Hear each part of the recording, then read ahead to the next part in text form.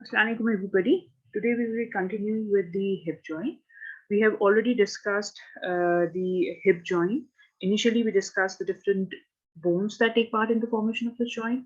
We talked about the different ligaments of the joint. We talked about the different factors that are important in maintaining the stability of the joint. And then we also talked about the different angles we see in association with the joint. Now we will be dealing with the relations of the joint. This is an important question. This is the hip joint as a whole is an important question. You get it as a long question. Okay, so this is a diagram that shows the different relations of the joint. ये आपको exam में बनानी है जब relations का सवाल आता है, ठीक है? So when we talk about the relations, there are some muscles, some vessels which are present anterior to the joint. There are some structures that are present superior to it, posterior to it, and inferior to it.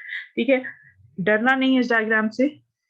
How do you remember कि क्या-क्या structures कहाँ हैं, ठीक है? So this is the hip joint. सबसे पहले assess करो कि हमने joint को किया क्या. For instance, there was a femur that was attached here. You have removed the femur, right? Now you're looking at it from the lateral side. So you know that anterior to the joint, we discussed an important topic that was the femoral triangle, right? So the different muscles that are present in the femoral triangle that forms the boundaries of the femoral triangle will be present anterior to it. And the different structures of the femoral triangle will also form the interior relations, right? So what were the muscles? We had iliacus, we had psoas major muscle, we had the pectineus muscle, right? So the iliopsoas, the pectineus. The iliopsoas is separated from the capsule by this pink colored bursa. Anterior to it, we had the femoral nerve, we had the femoral artery, and we had the femoral vein. So these three structures, iliopsoas and pectineus, and the femoral nerve, artery, and the vein, and the bursa will lie anterior to the joint capsule. Okay. Now, इसके बाद आता है आपका posterior. Posteriorly, we know there is a big muscle that is known as the gluteus maximus muscle. Okay, now the gluteus maximus surrounds the hip joint, right? Now, we had discussed some structures that were lying deep to the gluteus maximus, in which we discussed the different gluteal muscles and some other muscles as well. Okay, now the gluteal muscles, जैसे कि आप लोगों के उसको origin पता है, वो hip bone से इलियम से आते हैं, राइट? तो वो एसिटाब्यूलर के हायर अप होंगे, ठीक है? सो सिर्फ ग्लूटियस मैक्सिमस यहाँ आ जाएगा, मीडियस और मिनिमस ऊपर आएंगे, सुपीरियरली आएंगे. सो पोस्टीरियर रिलेशन में क्या आता है? ग्लूटियस मैक्सिमस आता है, और ग्लूटियस मैक्सिमस के अलावा जो हमने डीपर मसल्स पढ़े थे, पायरिफॉर्मिस और तुम्हारे गेमेलाई और ऑब्ट्यूरेटर इंटरनस और quadratus femoris. These are the muscles that will form the posterior boundary or the posterior relations of the hip joint. So we will have the gluteus maximus, then we will have the piriformis, the obturator internus, the gemelli, and the quadratus femoris muscle. And in addition to that, we had the sciatic nerve, we had the posterior cutaneous nerve of thigh, we had the superior gluteal nerves and vessels, and we had the inferior gluteal nerves and vessels, which we had discussed in relation to the piriformis, the structures that pass superior to the piriformis and the structures that pass inferior to the piriformis. Okay, so this is the posterior relation. Dobara, anteriorly सारे structures femoral triangle के, posteriorly gluteus maximus के नीचे जो हमने muscles पढ़े except the rest of the gluteus वो सब आ जाएंगे. So piriformis आएगा, gemelli आएंगे, obturator internus आएगा, quadratus femoris आएगा, sciatic nerve आएगी,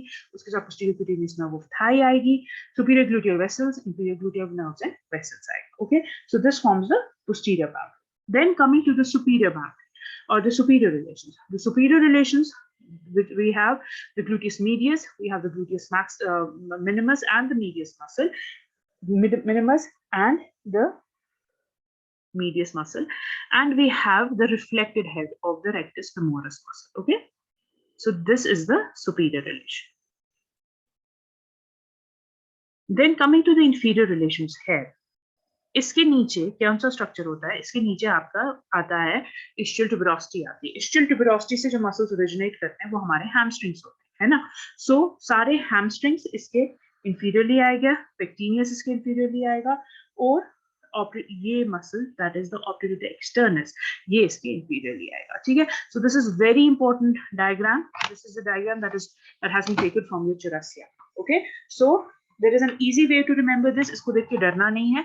आगे सारे क्या आएंगे, तुम्हारे फेमोरल ट्रायंगल के कंटेंट्स, पीछे आएंगे ग्लूटियर के नीचे जितने स्ट्रक्चर्स हमने ग्लूटियस मैक्सिमस के नीचे पढ़े, superiorly gluteus minimus, medius, inferiorly हमारे हैमस्ट्रिंग्स आएंगे, एडक्टर मैग्नस आ जाएगा, और हमारा इंपॉर्टेंट मसल आएगा that is the obturator externus muscle. Okay, then talking about some of the bursas around the hip joint. So कुछ bursas होते हैं जो आप थोड़े याद रखिए. 3 bursas I've already discussed when I talked about the osteology of the femur. Okay, so these bursas which I have discussed where एक gluteus maximus और greater trochanter के बीच में बोला था मैंने, that was known as a trochanteric bursa. मैंने एक gluteus medius और greater trochanter के बीच में बोला था gluteus minimus और greater trochanter के बीच में. ये 3 bursas आपको पता है, ठीक है. So in addition to these 3 bursas, we have a bursa that lies between the gluteus maximus and the smooth area of the ilium, lying between the posterior curved area and the outer surface of the iliac crest. Then we have another bursa between the gluteus maximus and the outer surface of the greater trochanter, that is the trochanteric bursa. We have another bursa जो कि ischial tuberosity के ऊपर रहता है और gluteus maximus के बीच में रहता है, जिसको हम लोग ischial bursa कहते हैं. फिर हमारे पास एक bursa होता है जो हमारे पास gluteus maximus और vastus lateralis के बीच में होता है, जिसको हम लोग gluteofemoral bursa कहते हैं, ठीक है. फिर bursas हो गए greater trochanter और medius के बीच में, greater trochanter और gluteus minimus के बीच में, और एक हमारा subpsoas bursa या iliopsoas bursa, ठीक है. सो ये ग्रेटर ट्रोकेंटर की डायग्राम है, ये इसे दिखाया है ग्लूटियस मीडियस, मीडियस, इनके बीच में different बर्सास. Okay, now talking about the arterial supply of the joint. The arterial supply of the joint comes from the different arteries that surround the joint. And what are the different arteries that surround the joint? We have the medial circumflex femoral artery, we have the lateral circumflex femoral artery, we have the obturator artery, and posteriorly we have the superior gluteal and the inferior gluteal arteries. इसमें जो important question है that is the arterial supply of the head and neck of femur. That is an important question you will be dealing with here and which you will be dealing in orthopedics as well. Okay, so what is the arterial supply of the head and neck of femur? There are three main branches, group of arteries that supply these joints, the head and neck of femur. We have the acetabular branches, we have the retinicular branches, and we have the nutrient artery of the femur. Talking about the acetabular branches, I have already discussed that the round ligament of the head of femur, it transmits some arteries to the head of the femur. These branches that are transmitted through the ligamentum teres of the head of femur are the acetabular branches, which are branches from the obturator artery and the medial circumflex femoral artery. Okay, obturator artery and medial circumflex femoral artery supply through the round ligament the head of the femur. Then we have the retinicular branches. The retinicular vessels, these retinicular branches, these are the retinicular branches which pass through the retinicular fibers that were part of the capsule of the joint. The retinicular vessels are branches from the medial circumflex femoral artery and they run along the neck of the femur through the retiniculum of the capsule. Then we have a nutrient artery that is from the femur that supplies the femur, that is the main nutrient artery that supplies the femur, gives branches to the neck and the head of femur. So you can see here the acetabular branches, it gives through the ligament of head of femur, it is giving some acetabular branches, the obturator artery. The medial circumflex also gives some branches here. Okay. Okay, so then we have the nerve supply. The nerve supply of the again, the nerve supply of this joint will come from different nerves that surround it.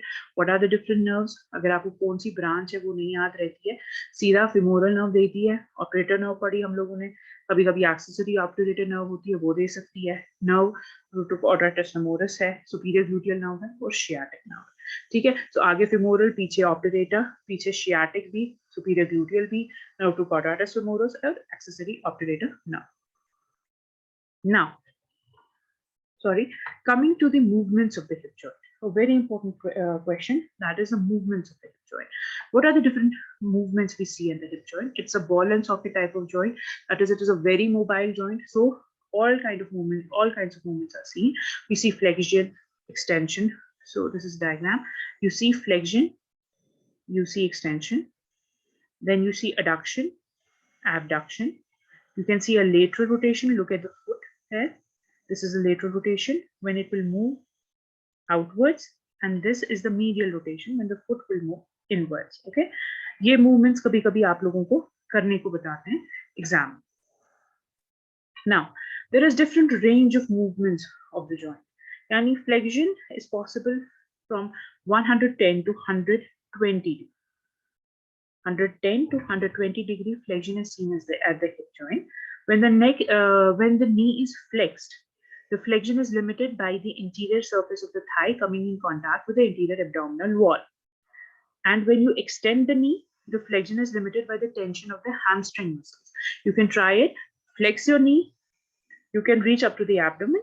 And when you extend your knee, थोड़ा सा ही flexion हो पाता है क्योंकि posteriorly thigh पे pressure आता है. That is because of the tension of the hamstring muscles.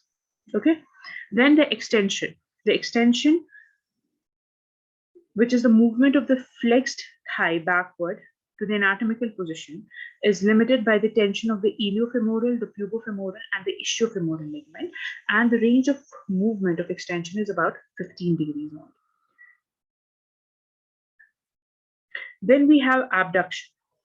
Abduction is limited by the tension of the pubofemoral ligament, and adduction is limited by the contact of the opposite limb and by the tension in the ligaments of the head of femur. Okay. Then we have the medial rotation of 25 degree and a lateral rotation of 60 degrees.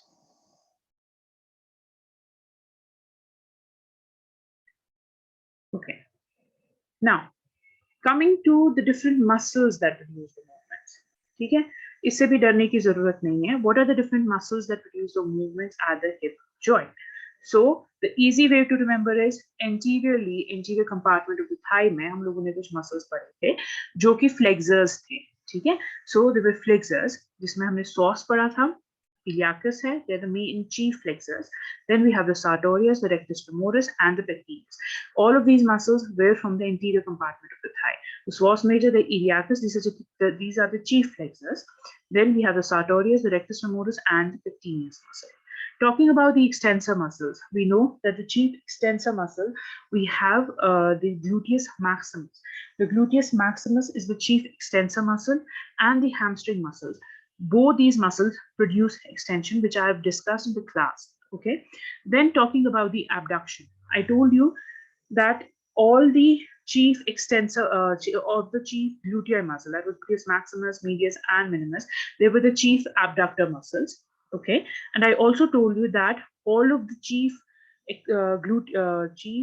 extensors, these gluteal muscles जो हैं, major gluteal muscles जो हैं, ये सारे जो है ये medial rotators होते हैं, except gluteus maximus जो कि lateral rotator आता है. ठीक है. So this sentence completes three things. एक extensors में gluteus maximus आएगा, hamstring आएगा. Abductors में कौन आएंगे? सारे तुम्हारे gluteus जो हमने ग्लूटियल रीजन में मसल्स पढ़े, मीडियस और मिनिमस चीफ एब्डक्टर्स होंगे, और टेंसर फेशियल लाटा और सार्टोरियस होंगे वो बाकी होंगे. अडक्शन में एडक्टर्स सारे, चीफ एडक्टर मैग्नस है, brevis, longus, pectineus and the gracilis muscle. Medial rotators में दोबारा कौन सा आएंगे? मिनिमस आएगा और मीडियस आएगा और टेंसर फेशियल लाटा आएगा. ठीक है. लेटरल रोटेटर में हमारा ऑपरेटर एक्सटर्नस, ऑपरेटर इंटरनस एंड हमारे गेमेला आएंगे, क्योंकि ग्लूटियल रीजन में मैंने बोला जो हमारे चीफ ग्लूटियल मसल्स हैं वो सारे अबडक्टर्स हैं, मीडियल रोटेटर्स हैं. ठीक है, अबडक्टर्स हैं, मीडियल रोटेटर्स और एक्सटेंसर्स हैं, एक्सेप्ट ग्लूटियस मैक्सिमस जो अबडक्टर है, एक्सटेंसर है और लेटरल रोटेटर. ठीक है. और उसके अलावा जो माइनर ग्लूटियल मसल्स है जिसमें कि हमारे ऑपरेटर एक्सटर्नस, ऑपरेटर इंटरनस, गेमेलाई और क्वाड्राटस फेमोरिस आता है, ये सारे हमारे लेटरल रोटेटर्स आ जाते हैं. ठीक है. So I hope it helps you remembering these muscles.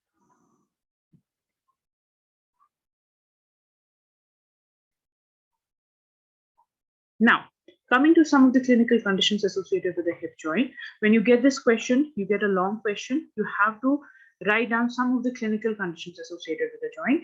मोटी मोटी चीजें हम देखेंगे. सबसे पहले the important condition we see is dislocation of the hip joint. The dislocation of the hip joint, it can be a congenital dislocation or it can be an acquired dislocation. Out of the two, the congenital dislocation is more common because the joint capsule is loose at birth, or there may be a condition where the acetabulum and the head of the femur are underdeveloped, that is, they are hypoplastic, due to which the head slips into the gluteal region. Okay, so दो तरह के congenital दो तरह के dislocations होते हैं. Acquired dislocation होता है जो और congenital होता है. Congenital ज्यादा common है, joint capsule birth पे loose है, और hypoplastic हो सकता है acetabulum. Clinically, the patient, the newborn, won't be able to abduct the thigh. The affected limb will be shorter in length and externally rotated. Why? Because the head of the femur moves up into the gluteal region. So length of the limb will be shorter than the other limb, right? Then there will be asymmetry of the gluteal folds, and you will have a positive waddling gait.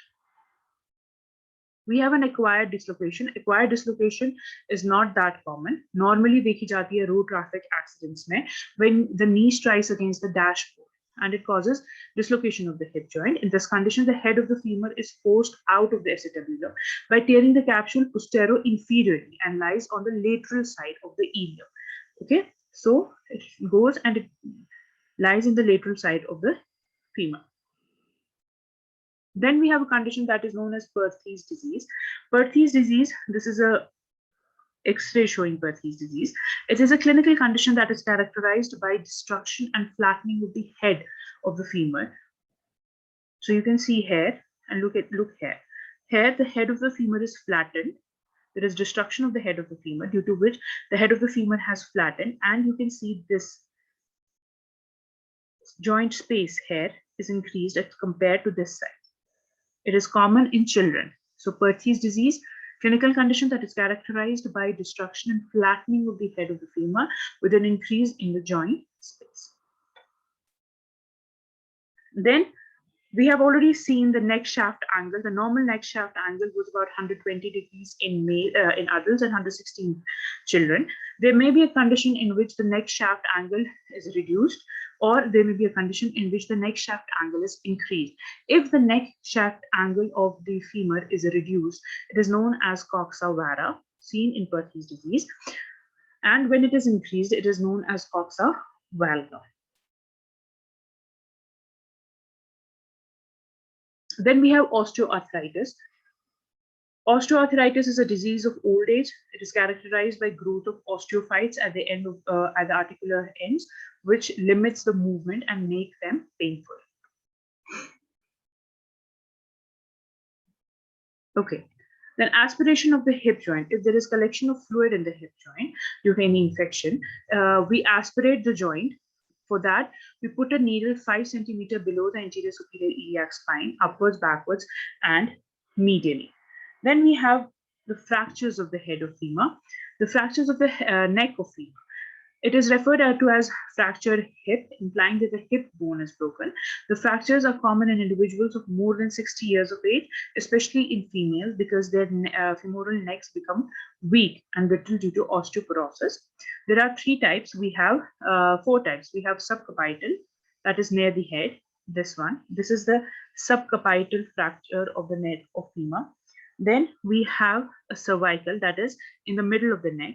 Then we have basal, that lies near the trochanterus, and we have a pretrochanteric, that is just distal to the two trochanterus. This one.